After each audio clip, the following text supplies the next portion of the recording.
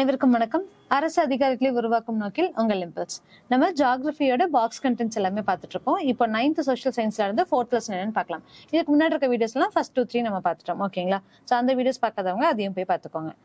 இப்போ 4th lesson என்ன அப்படின்னு சொல்லி பார்த்தோம்னா நீர்க்கோளம். ஸோ முதல்ல நம்ம சொல்லியிருந்தோம் இதெல்லாம் வாட்னு மட்டும் தெரிஞ்சு வச்சுக்கோங்க. இப்போ இதுல இருந்து கொஸ்டின்ஸ் ரொம்ப கம்மியாயிருச்சு. ஓகேங்களா? பட் ஸ்டில் இதுல இருக்கக்கூடிய பாக்ஸ் கண்டென்ட்ஸ் எல்லாமே எது எப்போ கேட்கறாங்க அப்படிங்கிறது நம்மளால ஐடென்டிஃபை பண்ண முடியறது இல்லை. அதனால எல்லாத்தையுமே நம்ம பார்த்துக்கலாம். சரிங்களா? ஸோ இந்த லெசன்ல என்னென்ன பாக்ஸ் கண்டென்ட் கொடுத்துருக்காங்கன்னு பார்க்கலாம். ஸோ ஃபர்ஸ்ட் ஒன், தகவல் பேழையில 1000 ஏரிகளின் நிலம் அப்படின்னு சொல்லிட்டு ஒரு இடம் அழைக்கப்படுது. அது எது அப்படின்னு சொல்லி பார்த்தோம்னா ஃபின்லாண்ட சொல்றாங்க. சரிங்களா? ஏன் அப்படின்னா அங்க 1,87,888 ஏரிகள் இருக்கு அப்படிங்கறதுனால. ஸோ அதனாலதான் வந்து அங்க 1000 ஏரிகளுடைய நிலம் அப்படின்னு சொல்லி அழைக்கப்படுது. ஸோ எந்த நாள் அழைக்கப்படுது அப்படின்னு சொல்லி பார்த்தோம்னா ஃபின்லாண்ட சொல்றாங்க. சரிங்களா? ஸோ நெக்ஸ்ட் பாக்ஸ்ல என்ன இருக்குன்னு பார்க்கலாம். நிலத்தினுடைய அடிப்பகுதியில் உள்ள நீரின் மேல்மட்ட நிலையே வந்து நிலத்தடி நீர்மட்டம் என்கிறோம். ஓகேங்களா? ஸோ அடிப்பகுதி, அதாவது நம்மளுக்கு நிலத்தடி நீர் அப்படிங்கிறது நிலத்துக்கு அடியில இருக்கு. ஸோ அந்த நிலத்துக்கு அடியில அப்படின்னு சொல்லி பார்த்தோம்னா இன்னும் கீழே கீழே கீழே பார்க்கும்போது பயோகேஸ், ஷேல் கேஸ் இதெல்லாமே நம்ம அடிக்கடி பார்த்துட்டு இருக்கோம். ஸோ அப்போ அந்த அடிப்பரப்பில் இருக்கக்கூடிய மேல் மட்டத்துல நிலத்தடி நீர் இருக்கு. ஸோ அதுதான் இங்க கொடுத்துருக்காங்க. சரிங்களா? ஸோ நிலத்தினுடைய அடிப்பகுதியில் உள்ள நீரின் மேல்மட்ட நிலை தான் வந்து நிலத்தடி நீர்மட்டம் அப்படின்னு சொல்லி சொல்றோம். ஸோ நீர்க்கோள் பாறைகளின் வழியாக ஊடுருவி சென்று நீர் உட்புகா பாறையின் மேல் பகுதியில் தேங்கி நிற்கும் பகுதி தான் வந்து நீர்க்கோள் படுகை, அதாவது அக்விஃபயர்ஸ் அப்படின்னு சொல்லி நம்ம சொல்றோம். சரிங்களா? ஸோ இது வாட்டர் டேபிள், இது அக்விஃபயர்ஸ் சொல்றோம் அப்படின்னு கொடுத்துருக்காங்க. அக்விஃபர்ஸ். நெக்ஸ்ட் ஒன், இந்த பாக்ஸ்ல என்ன கொடுத்துருக்காங்கன்னு பார்க்கலாம். ஸோ ஜஸ்ட் ஒரு கொஸ்டின் மாதிரி கேட்டிருக்காங்க. பூமியில இவ்வளவு பர்சன்டேஜ் நீர் இருந்தும் நம்மளால ஏன் யூஸ் பண்ண முடியல, ரொம்ப கம்மியான வாட்டர் தான் யூஸ் பண்றோம் அப்படிங்கிறதுக்கான கொஸ்டின் கேட்டிருக்காங்க. ஓகேங்களா? ஸோ இந்த பாக்ஸ்ல சில்வியா எர்ல் அப்படிங்கிறவர். ஸோ இவங்க யார் அப்படின்னு சொல்லி பார்த்தோம்னா அமெரிக்காவினுடைய புகழ்பெற்ற கடல் ஆராய்ச்சி நிபுணர் அப்படின்னு சொல்லி அழைக்கப்படுறாங்க. ஸோ கடல்வாழ் உயிரினங்களுடைய பாதுகாப்பிற்காக, இதுதான் ரொம்ப முக்கியமான விஷயம், இவர் மேற்கொண்ட முயற்சிகளை பாராட்டி தி டைம் இதழ் இவருக்கு கோலத்தின் கதாநாயகன் அப்படின்னு சொல்லிட்டு ஒரு பட்டம் கொடுத்திருக்காங்க. சரிங்களா?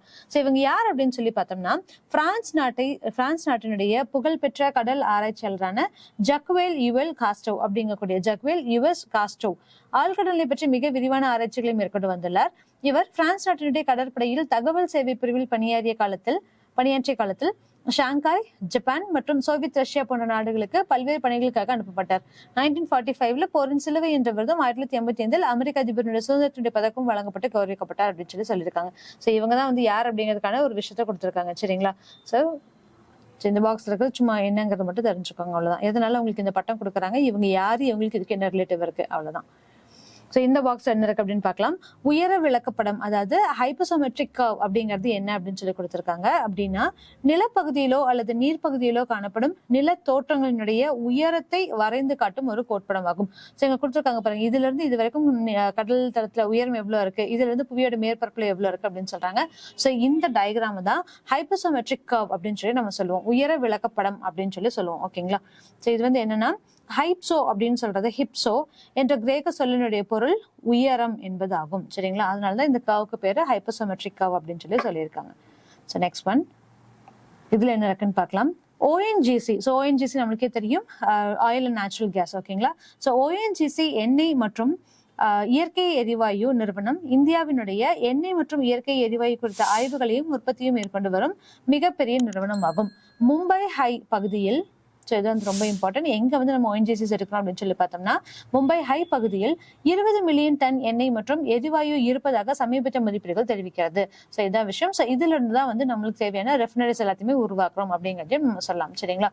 ஸோ எங்க அதிகமா எடுக்கப்படுது அப்படின்னு சொல்லி பார்த்தோம்னா மும்பை ஹை அப்படிங்கக்கூடிய ஒரு இடத்துல. நெக்ஸ்ட் ஒன், ஸோ இந்த பாக்ஸ்ல அட்லாண்டிக் மற்றும் இந்திய பெருங்கடலில் காணப்படும் கடலடி சமவெளிகள் பசிபிக் பெருங்கடலில் காணப்படும் சமவெளிகளை விட பறந்து காணப்படுகிறது அப்படின்னு சொல்றாங்க. ஸோ அளவுல பார்த்தோம் அப்படின்னா அட்லாண்டிக்கா இருக்கட்டும், இந்திய பெருங்கடலா இருக்கட்டும் ரொம்ப குறுகிய அளவா தான் இருக்கு. ஆனாலுமே அங்க இருக்கக்கூடிய கடலடி சமவெளிகள் அப்படின்னு சொல்லி பார்க்கும்போது பசிபிக் பெருங்கடலில் காணப்படக்கூடிய சமவெளிகளை விட மிகவும் பறந்து காணப்படுகிறது அப்படின்னு சொல்லியிருக்காங்க. ஏனெனில் மிகப்பெரிய ஆறுகளில் பல இக்கடலில் கலப்பதனால் கடலடி சமவெளிகள் பறந்து காணப்படுகிறது. இதான் விஷயம். ஸோ ஆல்மோஸ்ட் நம்மளுடைய இந்தியன் ஓஷன்ல இருக்கக்கூடிய எல்லா ஆறுகளுமே வந்து பார்த்தோம் அப்படின்னா இந்த அட்லாண்டிக் அண்ட் இந்திய பெருங்கடல்ல, ஸோ இந்த இடங்கள்ல வந்து அதிகமா இருக்கக்கூடிய ஆறுகள் வந்து கலக்கிறது அப்படிங்கிறதா ஒரு ரீசனா இருக்கு. சரிங்களா? ஸோ வந்து இந்தியன் ஓஷனுக்கு கீழே வந்து நம்மளுக்கு இங்க இந்தியாவில் இருக்கக்கூடிய மேக்ஸிமம் ஆஃப் ஆறு, அதே மாதிரி அட்லாண்டிக்லயும் அங்க சொல்லப்படுது. ஸோ கடலடி சமவெளிகள் பறந்து காணப்படுகிறது. ஸோ இதுக்கு எக்ஸாம்பிள் என்ன அப்படின்னு சொல்லி பார்த்தோம்னா அமேசான், கங்கா மற்றும் பிரம்மபுத்திரா, இது எல்லாமே. ஓகேங்களா? ஸோ இதனாலதான் வந்து இங்க இதோடைய பரப்பு அதிக அளவு காணப்படுது அப்படின்னு சொல்லி சொல்லியிருக்காங்க. ஸோ இந்த பாக்ஸ்ல என்ன கொடுத்துருக்காங்கன்னு பார்க்கலாம். உலகின் மிக ஆழமான கடலடி உறிஞ்சி துளைக்கு டிராகன் துளை என்று பெயர். ஓகேங்களா. அப்பகுதியில் வாழும் மீனவர்கள் இதனை தென் சீன கடலின் கண் என அழைக்கின்றனர். ஓகேங்களா. ஸோ இதுவுமே வந்து ரொம்ப இம்பார்ட்டன்ட். இது எதுக்கு சொல்லியிருக்காங்க அப்படின்னா, உலகத்திலே கடலடியில ரொம்ப ஆழமான உறிஞ்சி துளை ஒரு சிங்க் எங்க இருக்கு அப்படிங்கறத பத்தி சொல்லியிருக்காங்க. இதை வந்து தென் சீன கடலின் கண் அப்படின்னு சொல்லி அழைக்கிறாங்கன்னு சொல்லியிருக்காங்க. ஓகேங்களா. ஸோ நெக்ஸ்ட் ஒன் இதுல என்ன கொடுத்துருக்காங்கன்னு பார்க்கலாம். பாத்தோங்கள் அப்படின்னா என்ன அப்படின்னு சொல்லியிருக்காங்க. ஸோ கடலின் ஆழத்தை அளவிடக்கூடிய ஒரு அலகு அப்படின்னு சொல்றாங்க. ஸோ எவ்வளவு பாத்தம்ஸ் இருக்கு அப்படின்னு சொல்லிட்டு ஒரு கடல் இருக்கக்கூடிய அதோடைய ஆழத்தை டெப்த் கண்டுபிடிக்கிறது தான் இது யூஸ் பண்றோம். சம ஆழக்கோடு அப்படின்னு ஒண்ணு இருக்கு. சம ஆழக்கோடு அப்படின்னா ஒரே அளவிலான ஆழம் கொண்ட இடங்களை வரைபடத்தில் இணைக்கும் கற்பனை கோடு அப்படிங்கிறது சம ஆழக்கோடு. ஸோ இது ரொம்ப ரொம்ப இம்பார்ட்டன்ட். இதுல இருந்து உங்களுக்கு மேட்சஸ் கேட்கலாம். ஐசோபாத், ஐசோஹெலைன், ஐசோதெர்ம். ஸோ இந்த மாதிரி கொஸ்டின்ஸ் நிறைய கேட்பாங்க. ஸோ எதை அளக்கிறதுக்காக நம்ம யூஸ் பண்றோம் அப்படின்னு சொல்லிட்டு. ஓகேங்களா. ஸோ அதே மாதிரி சம உவர்ப்பு கோடு அப்படிங்கிறது ஐசோஹெலைன் அப்படின்னு சொல்லுவோம். ஸோ ஐசோஹெலைன் அப்படிங்கிறது ஒரே அளவிலான உப்புத்தன்மை கொண்ட பகுதிகளை வரைபடத்தில் இணைக்கும் கற்பனை கோடு. இதுதான் வந்து என்னன்னு சொல்லுவோம் அப்படின்னா ஐசோஹெலைன் அப்படின்னு சொல்லி சொல்லுவோம். ஓகேங்களா. ஸோ இதுதான் இந்த பாக்ஸ்ல கொடுத்துருக்காங்க. ஸோ நெக்ஸ்ட் ஒன் இந்த பாக்ஸ்ல அலை நீர் விழும்போது ஏற்படும் ஆற்றலை விசைப்பொறி உருளை கொண்டு, அதாவது ஹைட்ரோடார்பின்ஸ் யூஸ் பண்ணி மின்சக்தி உற்பத்தி செய்யப்படுகிறது. ஸோ இதுலதான் நம்ம ஓதங்கள்ல இருந்து எடுக்கக்கூடிய ஒரு மின்சாரமா இருக்கப்படும். ஓகேங்களா. இந்தியாவில் கேரள கடற்கரையில் உள்ள வெளிஞ்சம் மற்றும் அந்தமான் நிக்கோபார் தீவுகளில் அலையாற்றல் மின் உற்பத்தி நிலையங்கள் நிறுவப்பட்டுள்ளன அப்படின்னு சொல்லி சொல்லியிருக்காங்க. ஸோ எங்கெங்க அப்படின்னு சொல்லி பார்த்தோம்னா, இந்தியாவில் இருக்கக்கூடிய கேரள கடற்கரையில் வெளிஞ்சம் அப்படிங்கிறதுல இருந்தும் அந்தமான் நிக்கோபார்ல இருந்தும் நம்மளுக்கு வேணுங்கக்கூடிய இந்த உற்பத்தி நிலையங்கள் பெறப்படுது அப்படிங்கறது சொல்லியிருக்காங்க. ஓகேங்களா. சோ இந்த பாக்ஸ்ல ஓதங்களுடைய வகைகள் என்ன அப்படின்னு சொல்லி கொடுத்திருக்காங்க. இப்போ உயர்மட்ட ஓதம்னா என்ன, தாழ்மட்ட ஓதம்னா என்ன, சோ அமாவாசையில் எப்படி இருக்கும், பௌர்ணமியில் என்ன இருக்கும் அப்படிங்கக்கூடிய ஒரு விஷயம். சோ மேக்ஸிமம் பார்த்தோம்னா இப்போ ரீசெண்டா ஒரு ஏஐ யூஸ் பண்ணி கிடையாது, ஒரு வீடியோ வந்து ப்ரொவைட் பண்ணிருப்பாங்க. சோ அது எப்படி அப்படின்னா, நிலாவோட சேர்ந்து நம்மளுடைய ஓஷன்ஸ்ல அந்த டைட்ஸ்ல வந்து என்னென்ன மாற்றங்கள் ஏற்படுது அப்படிங்கறதும் அந்த வீடியோல ரொம்ப கிளியரா எக்ஸ்பிளைன் பண்ணிருப்பாங்க. சோ அந்த வீடியோஸ் நம்ம கூகுள்ல இருக்கும். சோ உங்களுக்கு அந்த மாதிரி டிஃபரன்ஷியேட் பண்ணி பாக்குறதுக்கு இல்ல நம்ம படிக்கிறதுக்கு நம்மளுக்கு கொஞ்சம் கம்பாரிசனோட படிச்சோம் அப்படின்னா இன்னுமே இதெல்லாம் ஈஸியா இருக்கும். சரிங்களா. சோ அந்த வீடியோ பார்க்காதவங்க அந்த வீடியோ பாருங்க. நெக்ஸ்ட் ஒன் இந்த பாக்ஸ் என்ன கொடுத்திருக்காங்கன்னு பார்க்கலாம். இந்தியாவில் காம்பே வளைகுடா, கட்ச் வளைகுடா மற்றும் சுந்தரவன சதுப்பு நில பகுதிகள் ஓத சக்தி உற்பத்தி செய்ய சாத்தியக்கூறுகள் நிறைந்த மண்டலங்களாக காணப்படுகிறது அப்படின்னு சொல்லி சொல்லியிருக்காங்க. சோ இந்த மாதிரி இருக்கக்கூடிய ஒரு சதுப்பு நிலங்கள்ல இருந்தெல்லாம் ஓகே, இந்த வளைகுடால இருந்து ஓத சக்தி மூலியமா நம்ம எடுக்கிறோம். எல்லாமே டைட் ஃபோர்ஸ் யூஸ் பண்ணி தான் மின்சாரம் தயாரிக்கப்படுது அப்படிங்கறத சொல்லியிருக்காங்க. So next one, கடல் எல்லைகள். கடல் எல்லைகள்னா என்ன? பெரும்பாலான நாடுகளினுடைய கடல் எல்லை என்பது அவற்றின் கடற்கரையில் இருந்து 12 கடல் மைல்கள். அதாவது நம்ம இது என்ன மீன் பண்ணுவோம் அப்படின்னு சொல்லி பார்த்தோம்னா நாட்டிக்கல் மைல்ஸ் அப்படின்னு சொல்லி சொல்லுவோம். ஸோ நாட்டிக்கல் மைல்ஸ் அப்படிங்கிறது கடல்ல இருக்கக்கூடிய எல்லைகளை குறிப்பிடக்கூடிய ஒரு விஷயமா இருக்கு. சரிங்களா. 12 கடல் மைல்கள் என கணக்கிடப்படுகிறது. ஸோ இதுதான் வந்து கடல் எல்லை அப்படின்னு சொல்லி அழைக்கப்படுது. ஸோ 2013 கடல் சட்டத்தின் மீதான மாநாடு நடைபெற்ற போது ஒவ்வொரு நாட்டிற்குமான கடல் மைல்களை ஐநா சபை நிர்ணயம் செய்தது. அதன்படி ஜோர்டான் மற்றும் பாலர் நாடுகளுக்கு 3 கடல் மைல்களும், பெனின், காங்கோ குடியரசு, எல் சால்வடார், பெரு மற்றும் சொமாலியா நாடுகளுக்கு 200 கடல் மைல்களும் நிர்ணயம் செஞ்சுள்ளது. ஸோ இவங்களுக்கு இதை சார்ந்தது அப்படின்னு சொல்லக்கூடிய ஒரு விஷயங்கள் வந்து இந்த நாட்டிக்கல் மைல்ஸ் மூலியமா யூஸ் பண்ணி சொல்லியிருக்காங்க. ஸோ அது வந்து ஃபர்ஸ்டா யூஎன்ல தான் வந்து 2013 தான் வந்து ஐநா சபை யூஎன் வந்து டிக்ளேர் பண்ணியிருப்பாங்க யாருக்கு எவ்வளவு மைல்ஸ் கொடுக்கலாம் அப்படின்னு சொல்லிட்டு. ஓகேங்களா.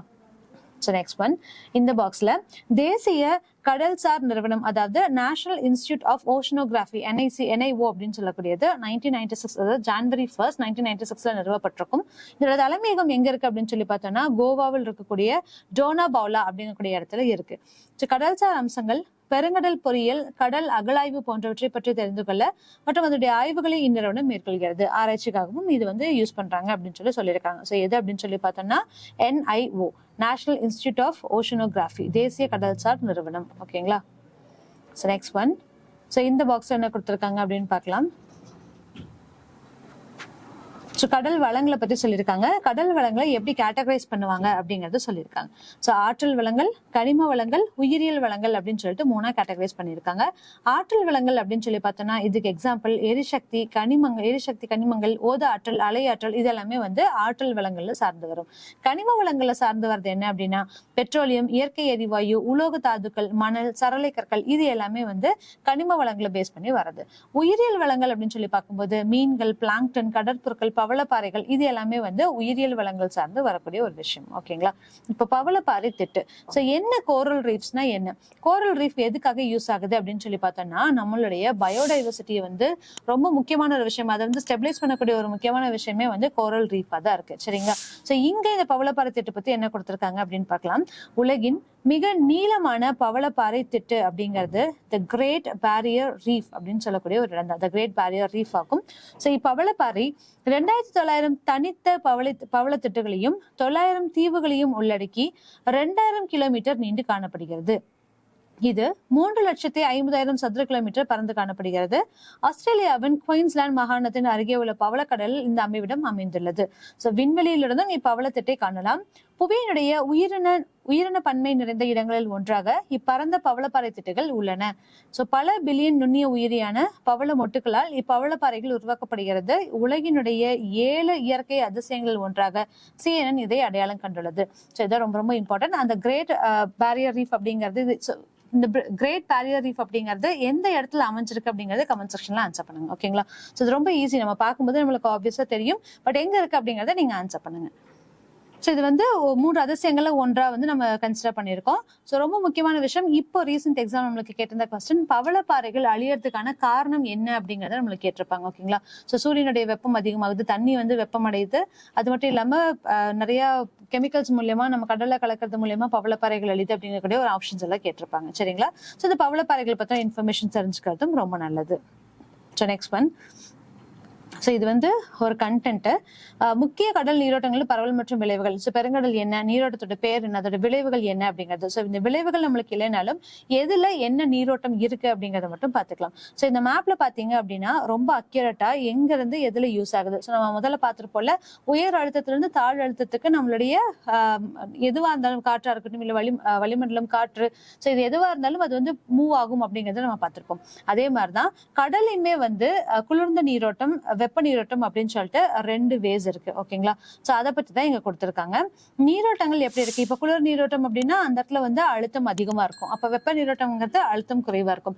அப்போ வெப்பம் அதிகமா இருக்கக்கூடிய வெப்ப நீரோட்டத்திலிருந்து குளிர் நீரோட்டத்துக்கு நம்மளுடைய ஓஷன்ஸ் வந்து பாய ஆரம்பிக்கும், அதாவது நம்மளோட தண்ணி வந்து நகர ஆரம்பிக்கும். சோ அதை பத்தி தான் இங்க இருக்கக்கூடியது எல்லாமே கொடுத்திருப்பாங்க. சரிங்களா? அப்படி பார்க்கும்போது தென் அட்லாண்டிக் பெருங்கடல்ல பென்குலா நீரோட்டம் அப்படின்னு சொல்லி இருக்கு. சோ இது என்ன நீரோட்டம் அப்படின்னு சொல்லி பார்த்தோம்னா குளிர் நீரோட்டம். ஓகேங்களா? அதே மாதிரி வட அட்லாண்டிக் பெருங்கடல்ல வளைகுடா நீரோட்டமும் வட அட்லாண்டிக் நீரோட்டம் இது ரெண்டுமே வந்து வெப்ப நீரோட்டம். லாப்ரடாரும் கேனடிய நீரோட்டமும் வந்து குளிர் நீரோட்டம். சரிங்களா? சோ இது என்ன இருக்கு அப்படிங்கிறது இதுல பாத்துக்கோங்க. இது ஆக்சுவலி ஒரு கண்டென்ட், இது பாக்ஸ் கண்டென்ட் இல்லைங்க. ஓகேங்களா?